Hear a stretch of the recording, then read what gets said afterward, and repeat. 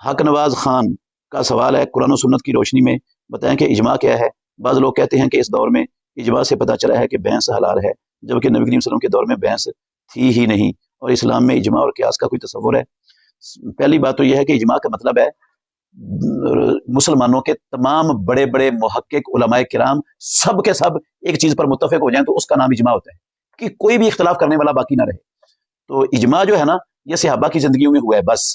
ابو بکر صدیق رضی اللہ عنہ کی خلافت پر اجماع ہوا ہے، فاروق اعظم رضی اللہ عنہ کی خلافت پر اجماع ہوا ہے، یہ اجماع سے ثابت ہے۔ صدیق کی خلافت رضی اللہ عنہ کی، فاروق اعظم رضی اللہ عنہ کی خلافت، یہ اجماع سے ثابت ہے۔ باقی جیسے جیسے دنیا میں اسلام پھیلتا چلا گیا، مسلمانوں کی حدود اور علاقے بڑھتے چلے گئے، تو پھر سارے علاقوں کے، ساری دنیا کے مجتہدین کو جاننا اور پھر ان کی آراء کو معلوم کرنا، یہ پھر ممکن نہیں رہا۔ اس کے بعد جو اجماع کے دعوے کیے جاتے ہیں نا، اس پر امت کا اجماع ہے، وہ سارے خیالی جو ہیں وہ چیزیں ہیں۔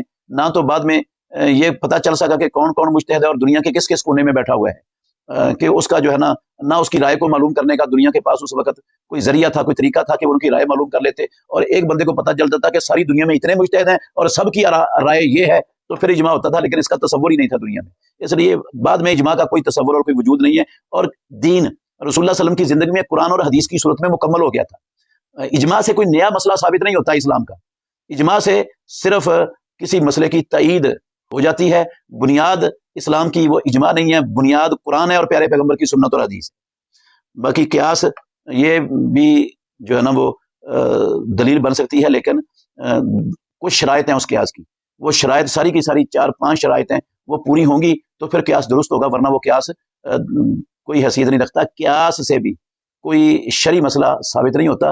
اصل میں یہ بھی ایک اصول ہے شریعت کا، اصول بتا دیا، جو مسئلہ اس اصول کے تحت آئے گا وہ ہم یہ کہہ دیتے ہیں یہ قیاس سے ثابت ہو گیا، کیونکہ وہ اس اصول کے اوپر پورا اترتا ہے جو اللہ اور اللہ کے رسول نے ایک اصول طے کر دیا ہوا ہے۔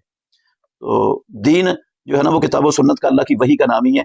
یہ اجماع اور قیاس یہ تائید کرنے والی دلیلیں ہیں، یہ نیا مسئلہ ان سے ثابت نہیں ہوتا اسلام میں کوئی۔